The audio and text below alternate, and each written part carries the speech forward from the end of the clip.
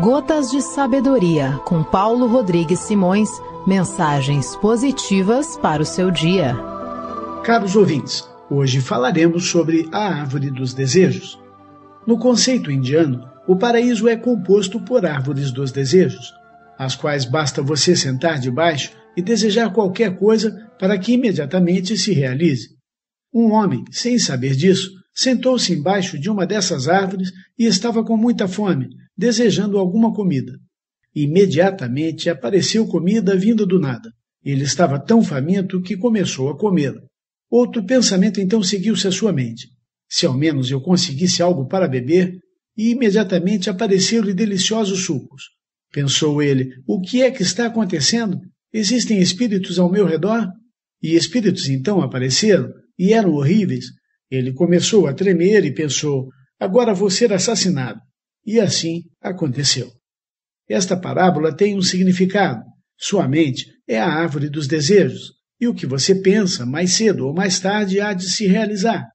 Às vezes, o intervalo entre o pensamento e o acontecimento é tão grande que nos esquecemos completamente que, de alguma maneira, desejamos o ocorrido.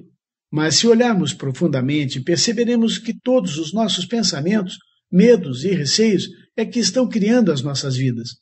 Eles criam nosso inferno ou paraíso, criam nosso tormento ou alegria.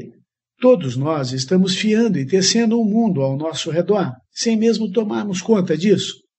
Sua vida está em suas mãos. Você pode transformar seu inferno em paraíso. A responsabilidade é toda sua. Seu paraíso depende somente de você. Gotas de Sabedoria, com Paulo Rodrigues Simões. Produção, Agência Rádio Web. Evento tem o objetivo de fortalecer as relações comerciais entre empresários chineses e brasileiros. A segunda edição da China Home Life Brasil 2015 acontece em setembro, entre os dias 14 e 16. A feira trará para o país os principais fabricantes e representantes chineses de produtos premium, certificados por compradores internacionais da Europa e Estados Unidos. O visitante poderá ver exposições de setores como móveis, eletrodomésticos, materiais de construção, utensílios domésticos, têxtil, vestuário e iluminação. O organizador da China Home Life Brasil 2015, Anselmo Carvalho, afirma que o evento vai trazer grandes benefícios para os dois países. Se a gente citar o potencial de produtos manufaturados provenientes da China, o alcance desses produtos nas gôndolas brasileiras, o nível tecnológico, o nível de sofisticação que esses produtos têm e a sua competitividade com demais produtos, vindos de outras origens, num momento especialmente que o Brasil vive, é um grande alento para comerciantes e distribuidores de uma forma geral. Anselmo Carvalho, organizador da China Home Life Brasil 2015, explica que o idioma não será um empecilho na hora de conhecer as novidades do evento. A organização prepara um espaço totalmente dedicado às conversas,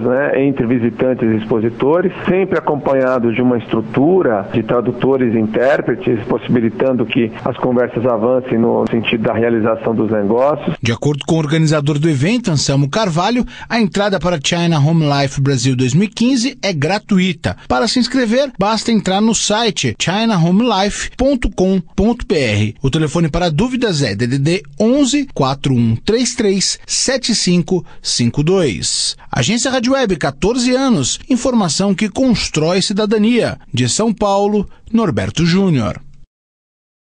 A queda de meteoritos que abriram a cratera de 1 quilômetro em plena selva amazônica em 1930, a descoberta de um meteorito de mais de 5 toneladas na Bahia, a astronomia indígena, a trajetória e os feitos de cientistas brasileiros renomados como César Lattes. Essas são algumas das curiosidades relatadas no livro A História da Astronomia no Brasil. Lançada nesta semana pelo Museu de Astronomia e Ciências Afins, o MASH, o livro possui 44 artigos de 62 colaboradores. A obra, dividida em 2 volumes, busca retratar desde os primeiros registros aos projetos mais recentes, como relata o pesquisador em História da Ciência do museu, Alfredo Tomasquim. A astronomia na época do descobrimento, da colônia, do império, da república, questão do ensino da astronomia, as mulheres na astronomia, e pegando inclusive fatos que são importantes para a nossa história, relevantes.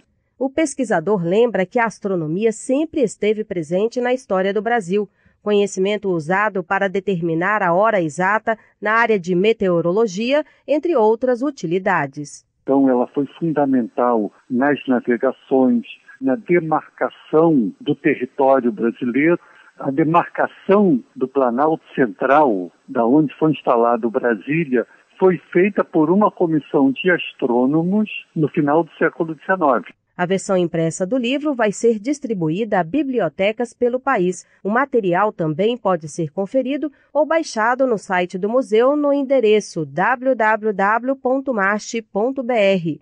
Agência Rádio Web, 14 anos, a informação que constrói cidadania. De Brasília, Denise Coelho. Brasil e Alemanha deram um passo importante nesta quinta-feira em Brasília com a assinatura de 5 acordos bilaterais na área de ciência e tecnologia. A iniciativa busca fortalecer a cooperação entre os países na área de pesquisa marinha e mineral, educação, clima e bioeconomia. No encontro com a delegação alemã, o ministro da Ciência, Tecnologia e Inovação, Aldo Rebelo, afirmou que os novos instrumentos estabelecem uma base para futuros e ambiciosos projetos, entre eles no campo de terras raras. Ou seja, são minérios utilizados na fabricação de equipamentos de alta tecnologia e que não estão disponíveis em todo o mundo, são difíceis de serem separados quando extraídos, e a Alemanha e o Brasil vão cooperar na pesquisa, na prospecção e vislumbrar também que essa cooperação tenha um futuro na economia e comercial. Um dos projetos em parceria com a Alemanha é do Observatório de Torre Alta da Amazônia, que vai ser inaugurado neste sábado. Localizado acima da floresta, o moderno equipamento vai contribuir para os estudos sobre gases de efeito estufa. Essa é uma experiência única que está ligada à preocupação dos dois países com o estudo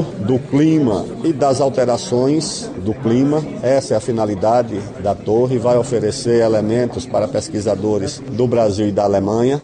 Os acordos na área de ciência e tecnologia foram assinados pelo ministro Aldo Rebelo e pelo vice-ministro de Educação e Pesquisa da Alemanha, Georg Schutter.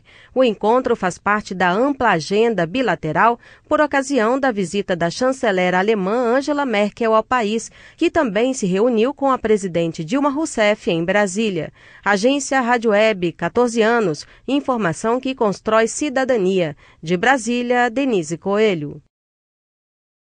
O Supremo Tribunal Federal adiou mais uma vez a decisão sobre a descriminalização do porte de drogas para consumo pessoal. Na retomada do julgamento nesta quinta-feira, após o ministro Gilmar Mendes votar a favor da descriminalização, o ministro Edson Fachin pediu vista, ou seja, mais tempo para estudar o caso antes de decidir. Com isso, a decisão final, que será aplicada para todos os casos semelhantes e que ainda depende do voto dos outros 10 ministros, fica sem prazo para ocorrer. Quanto ao voto favorável do ministro Gilmar Mendes, que é relator da ação, ele considerou que o artigo questionado, o 28 da Lei Antidrogas, contraria a Constituição. Segundo o entendimento adotado pelo ministro, a criminalização do porte de drogas para consumo próprio marca o usuário e compromete medidas de prevenção e redução de danos. Um dos principais obstáculos na adoção da prática, na linha das experiências relatadas,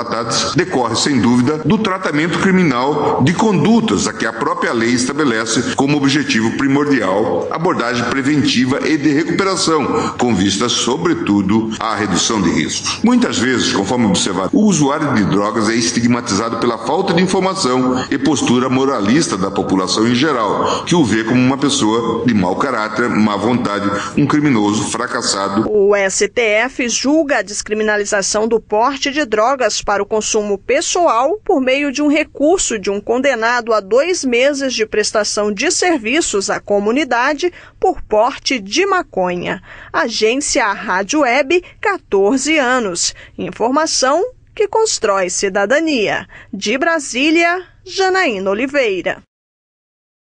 O primeiro-ministro grego Alexis Tsipras renunciou ao cargo nesta quinta-feira, depois de pouco mais de 7 meses de mandato e em meio a uma crise econômica. O líder vem enfrentando um racha dentro do partido de esquerda, o Syriza, desde a votação no parlamento em julho sobre o acordo para o terceiro pacote de ajuda financeira ao país. Os líderes europeus concordaram em fazer um novo resgate, com a condição da Grécia implementar medidas de austeridade consideradas impopulares, como aumento de impostos e reformas no sistema previdenciário. O cientista político e relações internacionais pela USP, Christian Lobauer, questiona o futuro político do país. A população vai ter que entender, e essa que é a dificuldade, que não há outra coisa a fazer que não seja eleger um governo de coalizão ou um governo de centro que aceite medidas duríssimas que a sociedade grega vai ter que viver e vai ter que passar. Essa maturidade que está em dúvida ainda na cabeça do eleitor grego. Para Christian Lobauer, a incerteza da permanência da Grécia na zona do euro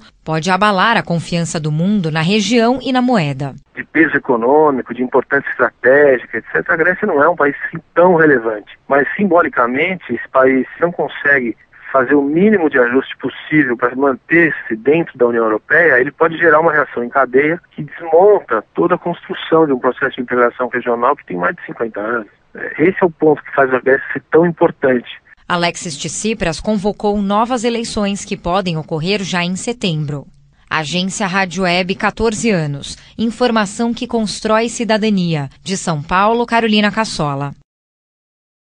O Procurador-Geral da República, Rodrigo Janot, apresentou nesta quinta-feira denúncia ao Supremo Tribunal Federal contra o presidente da Câmara dos Deputados, Eduardo Cunha, do PMDB. Segundo o MP, Cunha recebeu 5 milhões de dólares em propina e era sócio oculto do operador do PMDB, Fernando Baiano. O presidente teria atuado com Baiano e Júlio Camargo, executivo da Toyo Setal, para a aprovação de contratos de navios sondas pela Petrobras. Em troca, o grupo teria cobrado propina de 40 milhões de dólares. Para sustentar a denúncia, a PGR elencou transferências de dinheiro para contas no exterior, documentos e as delações premiadas. A Procuradoria cobra que Cunha devolva aos cofres da Petrobras 80 milhões de dólares. Durante o dia, Cunha falou não temer a denúncia, mas quando ela saiu, ele preferiu o silêncio, se defendeu através de nota, afirmou ser inocente, disse que foi escolhido para ser investigado e denunciado. Para Cunha, o Procurador-Geral segue apenas ordens do Planalto para incriminá-lo. Ele também assegurou que continuará no comando da Câmara.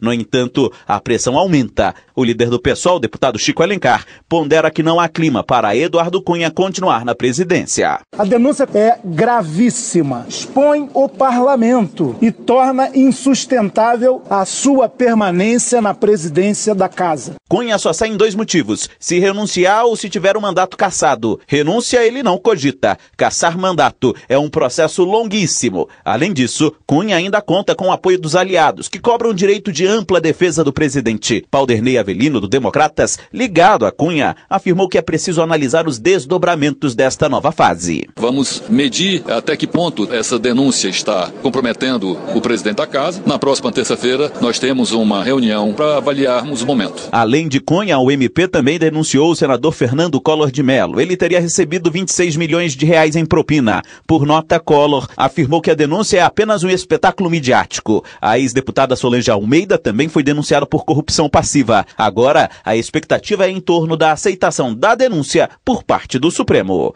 Agência Rádio Web 14 anos. Informação que constrói cidadania. De Brasília, Yuri Hudson. Vários manifestantes foram às ruas nesta quinta-feira para defender o mandato da presidente da República, Dilma Rousseff. Os atos aconteceram em praticamente todo o país. Além da luta contra o impeachment, os grupos pediam respeito à democracia, a defesa da classe trabalhadora e também dos programas sociais. Central Única dos Trabalhadores, centrais sindicais, movimentos sociais e partidos políticos participaram do protesto. Em São Paulo, a organização fala em 60 mil pessoas presentes, mas a Secretaria de Segurança Pública do Estado Estado contabilizou 40 mil. O administrador Cláudio De Vito, que participou do ato, reconhece que há problemas no governo, mas considera golpe qualquer tentativa de impeachment. Se ela não foi nem acusada de nada, qualquer conversa a respeito de tirar uma pessoa, sem que ela tenha tido julgamento, sem que sequer ela tenha sido acusada, se isso não é golpe, eu não sei o que é golpe. A educadora Isabel Pérez pediu respeito com seu voto. Porque a gente quer a manutenção da Dilma no poder e o meu voto ele tem valor. E não só pelo voto, como pela democracia que nós estamos lutando. A pedagoga Mércia Ribeiro entende que os pedidos por impeachment de Dilma fazem parte de um oportunismo político. Primeiro que não vai haver, não tem motivo. Tem motivo. Na verdade é uma questão de politicagem que estão fazendo pelos adversários. Os manifestantes também criticaram o presidente da Câmara dos Deputados, Eduardo Cunha, do PMDB do Rio de Janeiro, e o ajuste fiscal do governo. Agência Rádio Web, 14 anos, informação que constrói cidadania. De São Paulo, Norberto Júnior. Brasileiros estão acima do peso e a situação só faz piorar. A revelação foi feita nesta sexta-feira por uma pesquisa do IBGE, a PNS, Pesquisa Nacional de Saúde. De acordo com o levantamento, dos brasileiros com 18 anos ou mais de idade, ou seja, os brasileiros adultos, 56,9% estavam acima do peso em 2013. Os obesos chegavam a quase 21%. O problema da obesidade, de acordo com o IBGE, atinge principalmente as pessoas